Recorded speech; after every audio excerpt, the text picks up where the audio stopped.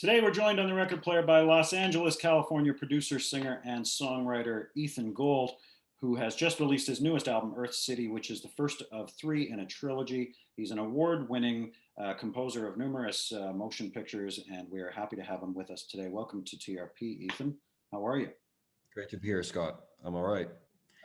You're a California guy, born in San Francisco, I believe, and then That's right. And now you're based in LA. You're in LA now? I am in LA. I'm in my house, which is like this pandemic. It sort of feels like I've been on I kind of had this metaphor that it's like we're kind of on a ship. I'm in my ship, I'm crossing the ocean. I'm not leaving the ship until, you get to shore. I mean, if you're a captain going, circumnavigating the globe, you don't go swimming in the middle of the Pacific. You got to stay on the boat. So I guess I'm in Los Angeles, but I'm really in my house, so it feels even more specific than that. But you don't really feel like you're in Los Angeles. Yeah. Being from Toronto, obviously here in Canada, Toronto is like the mecca of the music industry in Canada. What's the biggest difference, do you think, from the LA music scene compared to like that of New York or New York City or anywhere else? Well, I spent a lot of time in New York. I played in there, and I'm in the east of LA, which is I'm in the neighborhood called Silver Lake, which is kind of, the hipster neighborhood, which is sort of maybe justifiably so. But yeah, there's the thing about both of those cities really, and maybe Toronto's the same way, but there's so many micro scenes. These are megalopolis cities. They're not, cities with one scene. So there's like the kind of hippie rock Americana thing going, which has centers in Venice and Laurel Canyon, and there's the Silver Lake kind of ironic indie rock thing, and there's electronic, scenes going on. There's like goth scene. So I can't even say one scene. There's so many different things happening. Obviously there's the massive hip hop world, and that's in both cities. So, I think the only thing I can point out is a difference in LA. There are like house parties and some of those kind of backyard events like that are obviously not such a thing in New York. And musicians, are not, on the subway with their instruments here so much. So, but, they're both, I think they have more in common than they have different. I mean, I think you probably find a whole different experience if you went to, whatever, Cleveland or somewhere else where it may be more of a kind of like smaller focused thing. Although I'm not an expert in Cleveland. Is anybody an expert in Cleveland? But by the way, you say Toronto's obviously the captain of the Canada scene. So I hope your Montreal listeners aren't, protesting. Yeah. I say things like that all the time. I say things like that all the time just to annoy our Vancouver people and our Montreal people. But yeah. It's good because then you get hate comments and that drives the algorithm. So exactly. The game. You took an interesting route to recording. A lot of musicians will establish themselves as a solo artist and then get into movies. You started doing film scoring, is that correct? After being in a few bands and stuff, you started doing film music right off the hop.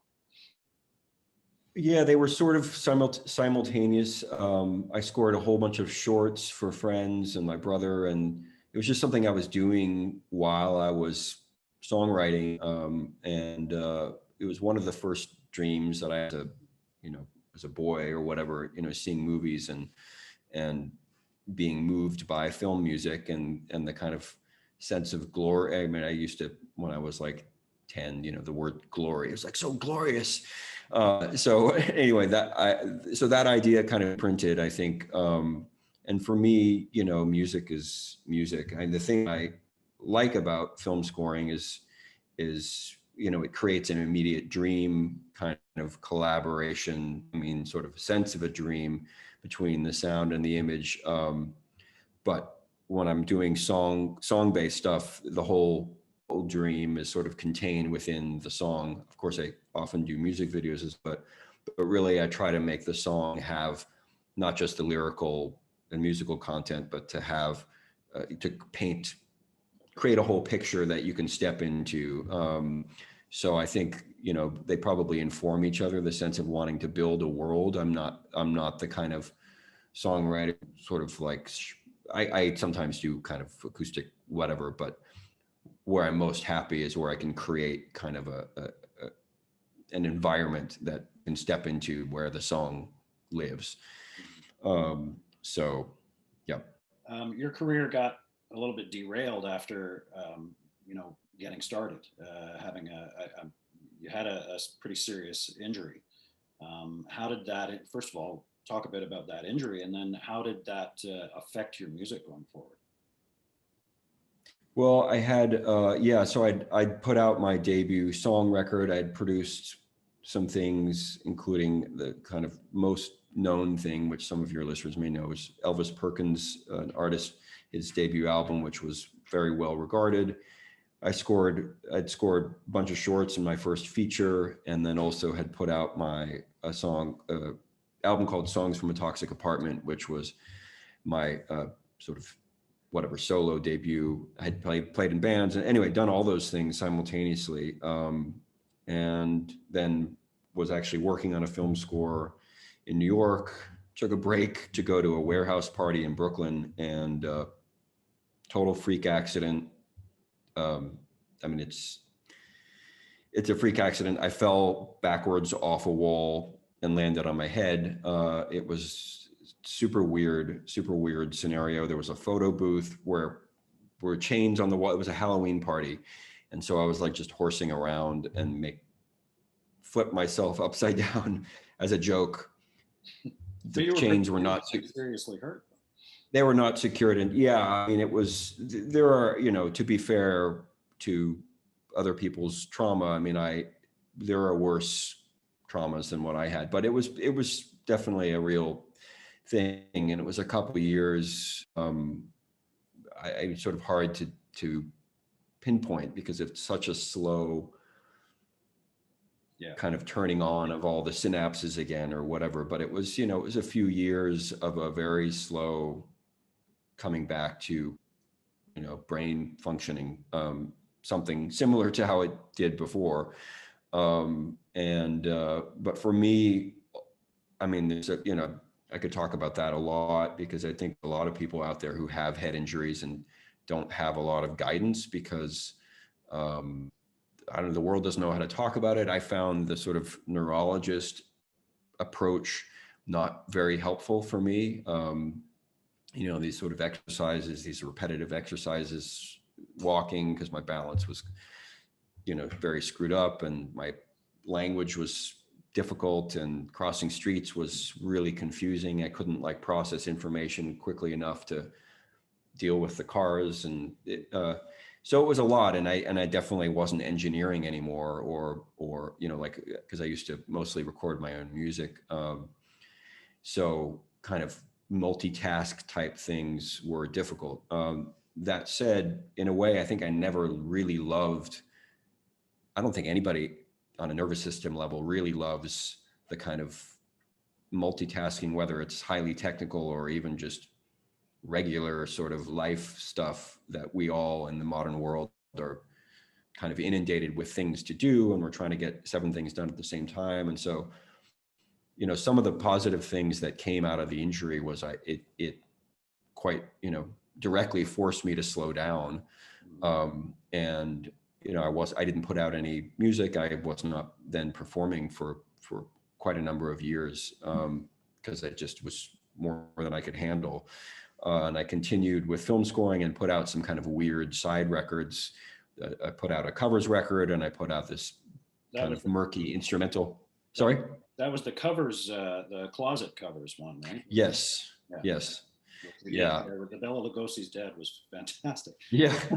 There are 2 of them actually on the record. One is one with a kind of what's called a fun machine, which is this, it's kind of like if you've ever been in a hotel lobby where there's like an organ from like the 1960s, which has like little sort of built-in kind of drum machine, like you know, and it was one of those things. So yeah, both of them are kind of, if you have any, you know, goth in you, which I weirdly do, but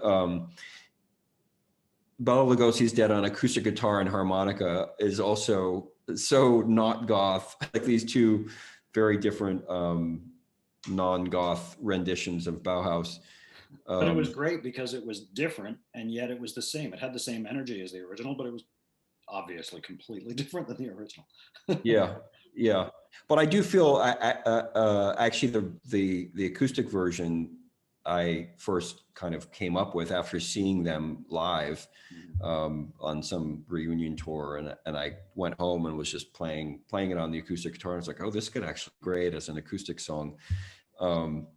Which of course, you know, their production is nothing like that. It's got that, you know, delay drum pattern thing and the empty chords on the electric just chiming out. So anyway, it was fun. That was fun for me. But so yeah, I didn't return with a kind of song-based record for a few years because and so I'm now making up for lost time with launching a trilogy. So so yeah. Your music videos, in your music videos, you can tell that your music is suited to visual interpretation. You're certainly Nonstop is a great example of that. It's a great visual. It's a really, really good video. Do you write when you're writing as a songwriter? Do you write with a story in your head of what it's going to be like visually, or is it the other way around, where the video sort of works around your song, or both? Usually the video works around, the song comes first for me, absolutely. Although I do get pretty intensely into the video side of things. I've directed, not all of my videos, but a lot of them I've directed or co-directed. I've also ended up directing for some other people because people like my own. That was actually how I ended up producing. Was I put out some like demos and I had some kind of things floating around and people heard them and were like, hey, can you do that for me? So similar things happened a little bit with the videos where people liked the videos I did for my own work and asked me to direct for them. So so for me, the song absolutely is first. The music, for me, I want the music to create almost a full visual image without needing the visual image. So if you sat and close your eyes and take in the song, that would be a visual journey in the listener's mind. But often what would happen for me with videos is sometimes I'd be mixing, and when I get really deeply into the kind of final stages of the song, a lot of times images would start coming into my mind. I would just start to see images and then I would get obsessed and feel like I needed them to actually be seen by other people. So, but usually it's like the tail end, and often like literally in the final stages of mixing when I'm like really deeply listening to, like, you know, the EQ on the hi-hat or whatever, just like micro details.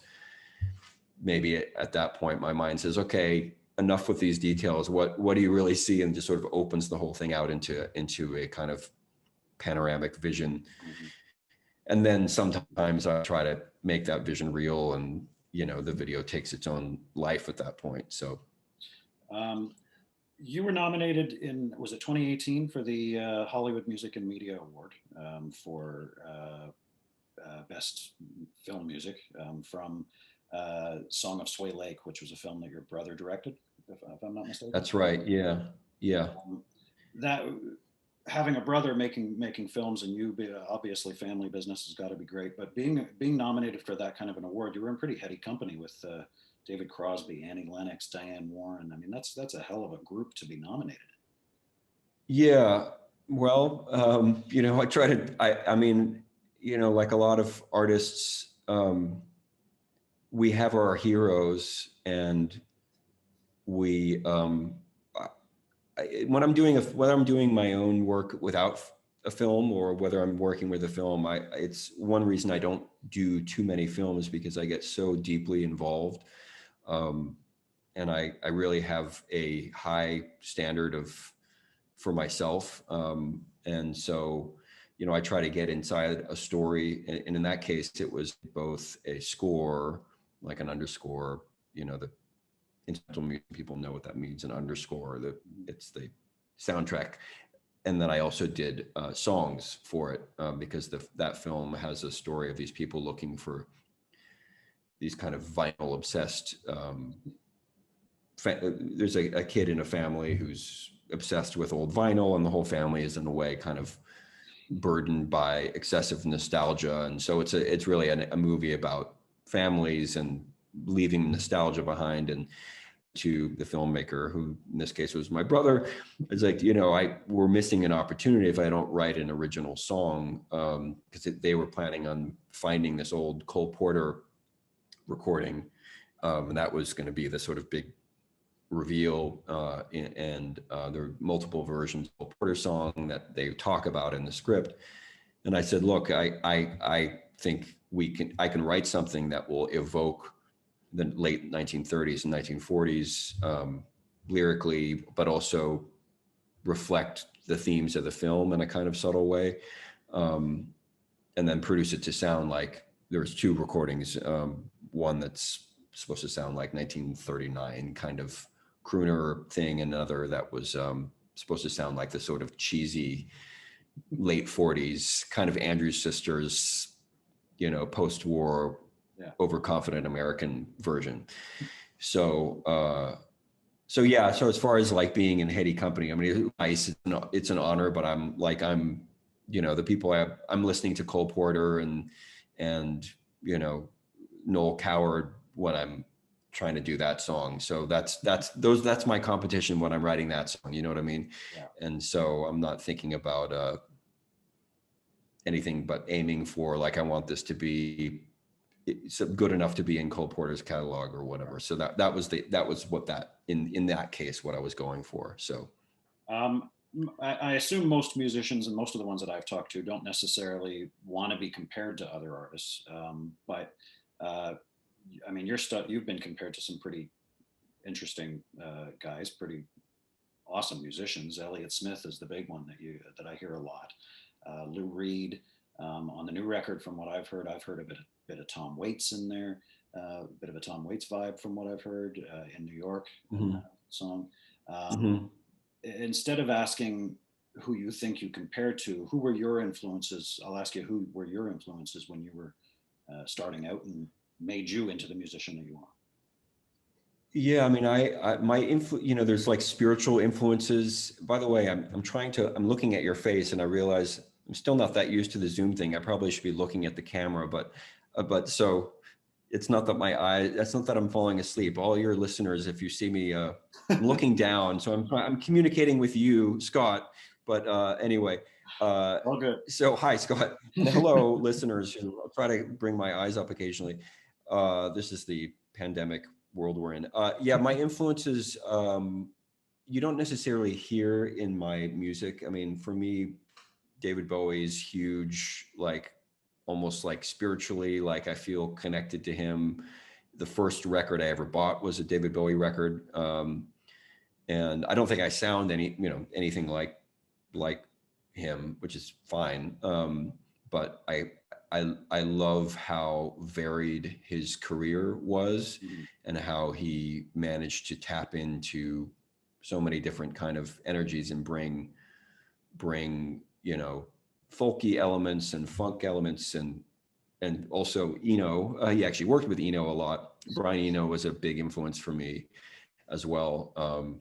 So in a way, I feel I've sometimes joked that I'm like a cross between, this is an absurd way of putting it and not really true, but that I'm a cross between John Denver and Brian Eno, which is not really true at all. I mean, John Denver's not a big influence, but what I do love, and why that joke that I've just actually was something I thought of like a couple of weeks ago in another interview, but why it sort of makes some sense to me in a kind of ridiculous ways is I do have a great respect for the kind of tradition of songs that are just for everybody and very easy to understand. Like I used to make very obscure music and was, you know, talked about as like a super underground and Lou Reed type artist. but I also have a huge respect, even actually Lou Reed, a song like Perfect Day is a song that, even though it's maybe about his, coming down off of a, of heroin or whatever, but it's a song that anybody can understand as just like a lovely afternoon song or whatever, and so for me, being able to write songs that's something I really value and it's something John Lennon did really well, where it's super personal, but also super understandable around the world. So the idea of like kind of evergreen, very clear, easy to understand songwriting mixed with interesting production ideas and maybe double meanings that are maybe less obvious, is something that, people like John Lennon or actually Lou Reed and, I think Bowie did really well. So that blend of like Eno stuff and sonics and, I grew up listening to a lot of Stravinsky, like obsessively, like so my influences are kind of all over the place, but yeah, but I like putting things in a package putting a lot of creativity into a package that's understandable. That's something that I think like I like that combination of like, a song that could be at a karaoke and somebody who's not really listening that deeply would get something out of, but if you listen, you're going to get even more out of like that. That's something that I'm drawn to. Talk to me about a little bit about the new record, Earth City. It's the first in a trilogy. So how did that process come about? What made you decide that was just, I wrote so much music that I got to get this out, or like, how does that process come about where you decide that's the format I'm going to go in, as three separate records that are all tied together?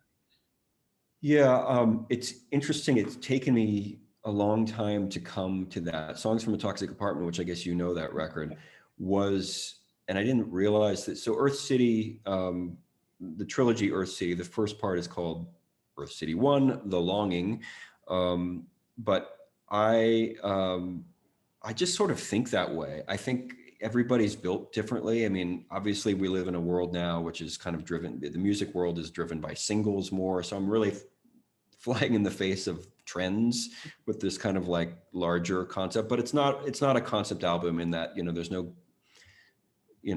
goblins, and it's not like, character based in the sense of like a storyline, but it's a theme. It's more of like a thematic package. And I've got a lot of songs I've written about these kind of really dark kind of rage subjects and different things. And I think for me, making this Earth City thing, it feels like it's the statement that I want to make about where we are as a planet, as a civilization right now, about our kind of alienation and our interconnectedness, our alienation from each other and from the natural world in particular. So I guess I like the sort of deep listening experience, and the kind of long journey. And I think I've just always, my point about Songs from Toxic Apartment is I struggled with that record for quite a while, sort of before putting it out, because looking back, and I didn't realize this actually for years, I only recently remembered how much I'd struggled, because initially that one was also a trilogy in my mind. And that record came out of this, what I was calling a rock opera at that point, about like male rage and, the sort of problems of, men and sex and violence. Basically, it was like male sex and violence. There was this whole thing I was wanting to talk about and write about. And so, and there was like this crazy idea of this individual character, and then this kind of really obscene rock band that would take over in part 2 and play these like just over the top offensive songs. And then the third part was this kind of like breakdown of that whole thing and a sort of return to, or a finding of a kind of way to be a young man in the world. That was what Songs from a Toxic Apartment started as. And I was like, at the time, it's like the thought of actually doing that in the form of 3 records was more than I think I could even envision, but it was always envisioned as this 3-part thing. So making Songs from Toxic Apartment, the version that I had to do a lot of, it was difficult for me. And I eventually sort of said, okay, let me just take the songs that are like just super personal and string them together in that way. And that's what became that record. But so I think I've just always been drawn to the form of the trilogy and didn't realize it and didn't really embrace it until recently, and kind of realized, oh, here I am again. And this concept doesn't make sense. And people who go along the journey with me will see where the three parts reach a, whatever, there's like a problem which gets solved. You know what I mean? Kind of like in the other one, it's a dialectic thing. You put these pieces together and you can actually get to an ending. Yeah, to an ending, and to it. Well, it's to a transformation. It's really like I'm going for like both of these stories, that what I was telling you about, the thing that became Songs from Toxic Apartment, which had this like offensive rock band story and this whole crazy thing, but it was a way of like, how can I create a piece that is transformative in that case for like men and their self-hatred and hatred of the world. And in this case, it's more, how can I deal with like the alienation from each other and from the natural world that we're dealing with in this allegedly super connected world we're in now.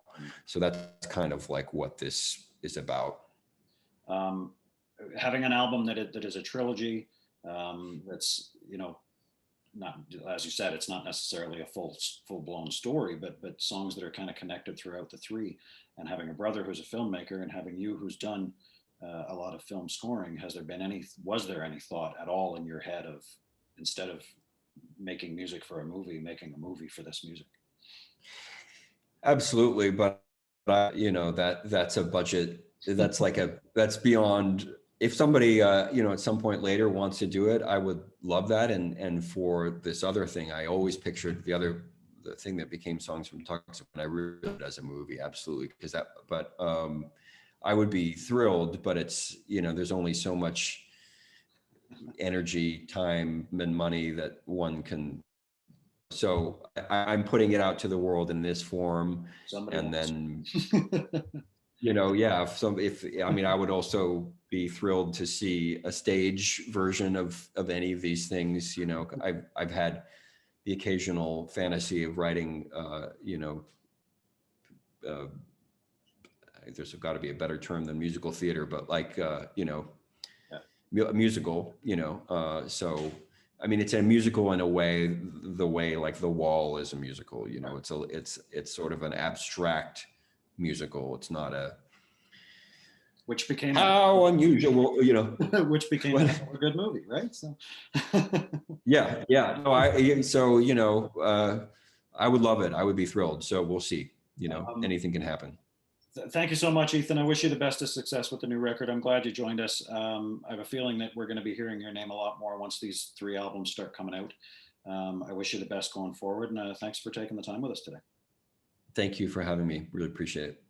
Take care, man. Take care.